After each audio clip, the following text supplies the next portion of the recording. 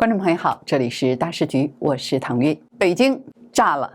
就在四中全会倒数3天，军中突然发生了史上最大的地震。中共国防部突然宣布一次性开除9名上将的党籍和军籍。这9个人没有一个是小角色，包括前中央军委副主席何卫东、政治工作部主任苗华、火箭军司令王厚斌、武警司令王春宁，清一色都是习近平亲手提拔的心腹。这不是反腐，听起来更像是灭门式的清洗。更震撼的是，何卫东的职位是中央军委副主席、政治局委员，这是中共建政75年以来第一个在任上就被查的军委副主席。中共军方的安全线是被彻底炸穿。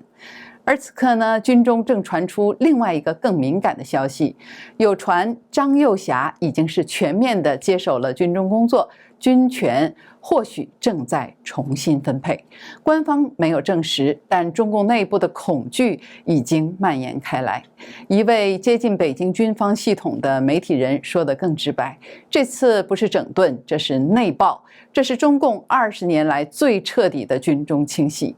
外界更是震惊，习近平这次等于是在四中全会前亲手砍掉自己的右臂，整个北京的政坛是一夜失眠。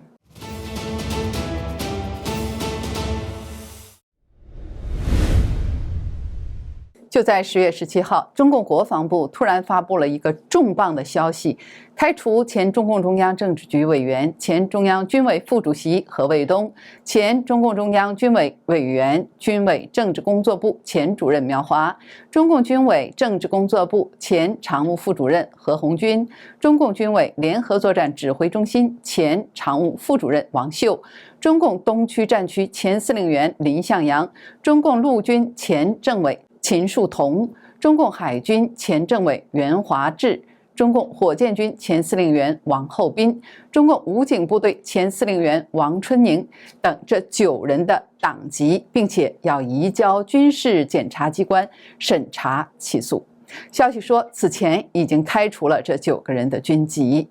有一位接近北京军方系统的媒体人评论说，这次这9个人同时被处理，这是近20年来最彻底的一次军中清洗。关键是不在人数，而是在他们的层级。他说，以往反腐针对的是副大军区级或者是军级干部，而这次直接就拔掉了政治局委员还有副主席这样的顶层人物。这意味着习近平内部的体系正在自我坍塌。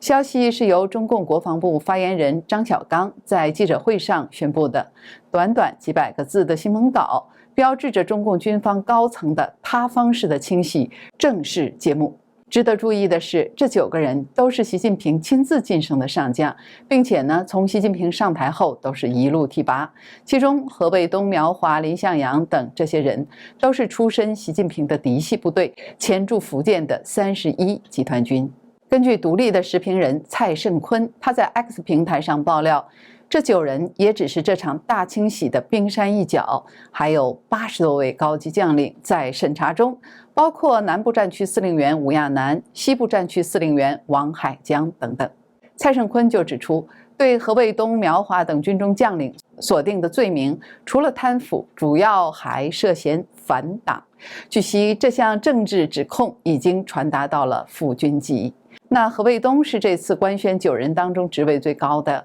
也是中共所谓的改革开放以来首位在任上就被查处的中央军委副主席，也是从文化大革命结束以来军方最高层现职将领被拿下的首例。南华早报就指出，何卫东更是首位在任上就遭到调查的中共政治局成员，可见这件事情在中共政坛之罕见。刚刚宣布遭查处的何卫东、苗华等这9个人当中，有8位是中央委员，算上此前的李尚福还有李玉超，20届中共中央委员中，军队系统当中已经有超过20%的人被抓了，成为自从1976年毛泽东去世以来，在中共军队遭受最大规模的清洗。要说何卫东和苗华都是出身于习近平的嫡系部队31军，是习近平的军中心腹。苗华是长期掌管着全军人事与政治工作，是习近平在军中最重要的政治代理人。如今两人是同时被双开，这不仅仅是军中反腐的延伸，而是一场真正的触及权力核心的政治地震。在中共四中全会前夕，官宣何卫东、苗华等这9人落马的消息，这出乎了大多数时政观察人士的预料，尤其是那些坚信习近平仍然大权在握的分析派。就在此前呢，无论是挺习或者是中性派的观察家，他们几乎都判断说，中共不会在四中全会前公开处理何卫东或者是马兴瑞的案件，最多也只是内部追认。但是如今会议召开前3天突然公布消息，这打破了所有的预测，可以说是震动了北京的政坛呢。这个消息一出，海外舆论是立即沸腾，特别是一些反共的评论者，还有一些自媒体博主，在社交平台上是奔走相告甚至是鼓掌相庆。他们讽刺地说，谣言又一次成了遥遥领先的预言。他们认为这是张又侠设的局，诛杀习近平嫡系前31军将领的标志性动作，是张又侠伙同中共军中造反将领逼宫习近平裸退的一个结果。他们要逼习近平一退到底，再对习派进行一个大清洗。这个何卫东可谓是中共军中的3号人物了，位阶仅次于军委副主席张又侠。那他的落马不仅改写了中共军队的反腐记录，也打破了中共自改革开放以来的潜规则。历任军中的军委副主席往往是在卸任退休后才被清算，而何卫东是在任就被查，这意味着整肃的风暴已经烧到了权力中枢的最顶端。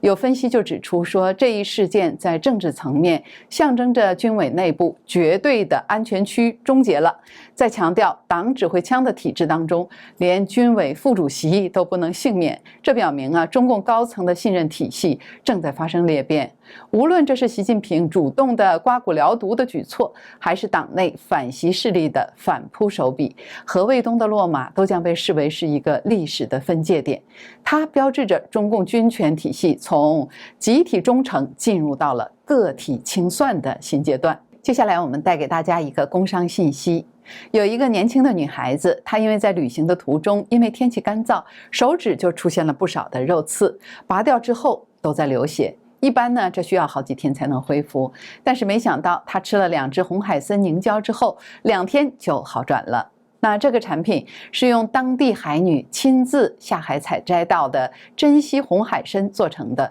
配方呢90%就是深海野生的红海参，还有10%是韩国红参，另外再加上一些天然的蓝莓原液，用一种专利的发酵做成果冻口感的口服凝胶，清爽不腥，还带有果香。红海参呢，它本身就含有18种氨基酸，有天然的胶原和活性钙，不仅能够促进我们细胞修复、延缓老化，还能够补钙造血、改善气色，对气血虚弱、高血压、肝功能差或免疫力低下的人都很有帮助，非常适合给长辈、成长期的孩子、加班族。而且这一盒30支，带着走非常方便。早上空腹或者是运动后随手拆开就能吃，冰过之后吃起来口感就更特别。那我就建议听众朋友，您在我们现在还有货的情况下赶快下单，不然等到缺货了要等很久。我的一位朋友特别喜欢这个产品，干脆一次囤了10盒。建议大家点击我们描述栏的购买链接，并且输入我们的优惠码大食局的拼音，您可以享受85折优惠。中国大陆购买2盒起卖，4盒包邮，购满$70美国本土包邮，满260加币加拿大包邮。何卫东的仕途与中共党魁习近平有着深厚的渊源。从上个世纪的90年代末起，这2个人在福建省的仕途是交汇的。习近平当时是任福建省委副书记、省长，何卫东呢在军中第31集团军服役。第31集团军常驻厦门，地处对台的前线，这就使何卫东早早的就成为了台海方向的军事将领。此后呢，习近平主政浙江期间，何卫东也在原南京军区系统任职，两个人的工作足迹在东南地区多有重叠。正因为在福建、浙江共事的经历，何卫东被视为是习近平在军中福建派系的重要成员，也是习近平最信任的心腹将领之一。作为一名长期扎根东南沿海的将领，何卫东深深地了解台海军事的事务。他历任南京军区第31集团军参谋长、东部战区陆军司令员等职务，在2019年底出任东部战区司令员，肩负起对台军事行动的统筹重任。在佩洛西访台引发了台海紧张关系局势后，何卫东据称是主导规划了共军环台实弹演习等重大行动。这种直接面对台湾方向的资历，让他在中共军队内部有了鲜明的台海将领的烙印，也为习近平谋划未来台海战略提供了倚重的对象。在2022年中共20大上，当时任东部战区司令员的何卫东出人意料地打破常规，连跳2级，在没有担任过中共中央军委委员的情况下，直接跻身中共中央军委副主席行列。在中共20大前后，习近平权势正盛，这样的破格提拔又体现出习近平对何卫东的高度信任和倚重，让一位并未长期身居军委班子的战区将领直接执掌要职，这等于习近平亲手将军权交付于何卫东，可谓是提拔上将委以心腹之举。在这背后呢，既有两人在福建共事积累的私人情谊，也有看重何卫东东南战区的经验，特别是对台军事准备的专业考量。英国《金融时报》等媒体当时就评价说，此举非同寻常，凸显出何卫东在习近平心目中的特殊地位。正是因为有着这样赫赫的晋升履历，何卫东的突然失踪震撼朝野。那对于何卫东突然落马的原因，还有他背后的博弈，外界是解读不一，也呈现出两种截然不同的视角。有一种观点认为，这是习近平在主动的刮骨疗毒，清除军中的团团伙伙，以巩固他对枪杆子的掌控。不过，何卫东可是习近平一手破格提拔的，如果真的是习亲自拔除，在中共的4中全会前搞出如此的动静，即便是他主动为之，也难掩奇耻大辱，恐怕令中共高层反对派暗中耻笑。更多的舆论就认为，这是中共内部反习派对习阵营的反扑。被官宣的9名将领都是习近平亲自提拔的。时评人杜正在上报撰写文章就指出，习提拔上来的人纷纷落马，直接削弱了习近平的权威。在中共20届4中全会的风云背景下，何卫东的落幕无疑就成为了中共高层权斗与军权重组的缩影。其后续影响如何扩散，张又侠能否独善其身，新晋的接班人能否平稳地填补空白，这都将是外界持续关注的焦点。可以肯定的是，无论这场风波是源于主动整肃，还是被动的反噬，都已经在中共的军队内部激起了涟漪，进而成为习近平对军队权力掌控的又一次大考验。显然中共高层的权力棋局还没有走到终局。何卫东的倒台对中央军委会的权力结构造成了立竿见影的冲击。目前军委的领导阶层中，仅剩下年逾古稀的第一副主席张又侠。张又侠他是出身于红二代，是习近平在军中最早最倚重的老将之一。在过去10年，他几乎是习近平在军中最可靠的政治靠山。如今他成为军委唯一在任的副主席，这种一人独撑全局的格局，表面上看似稳固，实则是暗藏危机。一旦张又侠因为健康或其他变故出现状况，军委指挥体系将立即陷入真空，整个军权运转都可能出现停滞。这种局面揭示出当前中共军权布局的极度脆弱。过去那种依靠定于一尊来维持的稳定，一旦一尊体系中关键的人物坍塌，反而会引发系统性的动荡。因此，外界普遍预计，即将召开的中共24届4中全会将不得不正视军委的权力空缺。在剔除何卫东、苗华以及去年被官宣落马的前中共国防部长李尚福之后，中共军委原本7人的班底，如今只剩下4人了。这个规模已经跌破历届军委会的最低编制线。在这样的背景下，中共四中全会增补军委委员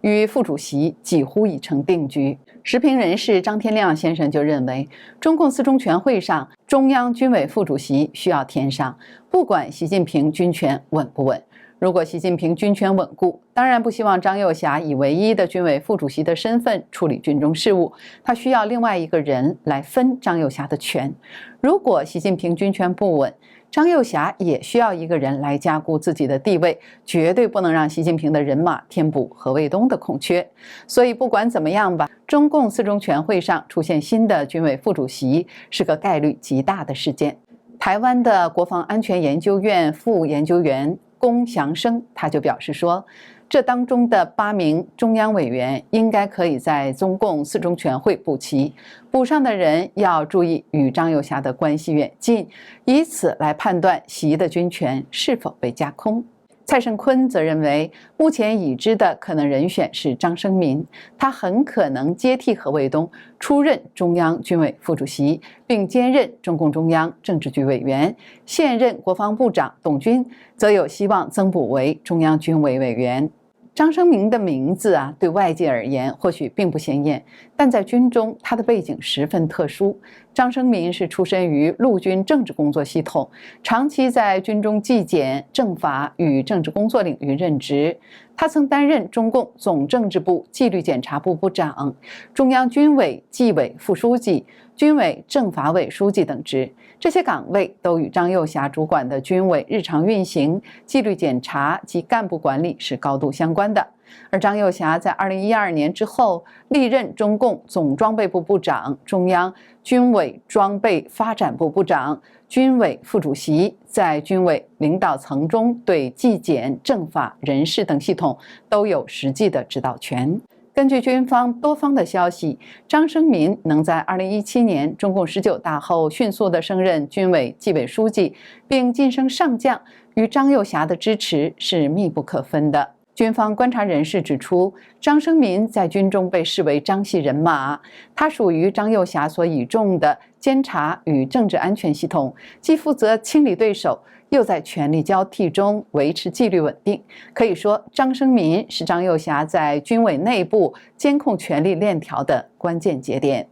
因此呢，如果这一次中共四中全会确定由张升民接任何卫东，出任中共军委副主席，这不仅是一次简单的职位补缺，更意味着军权从习家军流回到张家系统。这人事走向将使张又侠重新掌握军委内部的主导权，实质上削弱习近平在军中的直接控制力，也可能成为反习派暂时平衡局势的关键一步。部分观察人士就认为，这是党内元老对军权再平衡的一次强行干预。台湾的国防安全研究院研究员沈明世表示说，何卫东事件可能成为反习派逼宫习近平的理由之一。他说，反习派或者是元老派会透过这件事情来质疑习近平的用人，是带病用人，质疑他带领军队无方，可以借着这个来要求习近平辞去中央军委主席。沈明世说，我想这是非常重要的，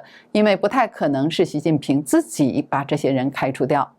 沈明世还说，除了这9个人之外，传出事儿的还有像黄明、汪海江等等，他们都是战区的司令或者是政委，目前还没有官宣，恐怕也会涉及苗华的贪腐案。这次放出9个已经是非常严重，应该是会大大的损及习近平的威信。沈明世甚至认为，近日会有更猛烈的消息传出。他说，不排除这2天还有关习近平的错误或者是他的责任再被丢出来。四中全会有人逼迫习近平辞职，但可能习近平还不想辞职，所以中共四中全会越来越有看头。他说，现在最重要的要看苗华和何卫东跟这些将领违法违纪是什么样的情况？即使习近平本身没有受到影响的话，但是他过去培植的这些将领通通落马，这证明他过去识人不明，或者是他培养的将领其实都是沆瀣一气，都是贪腐的，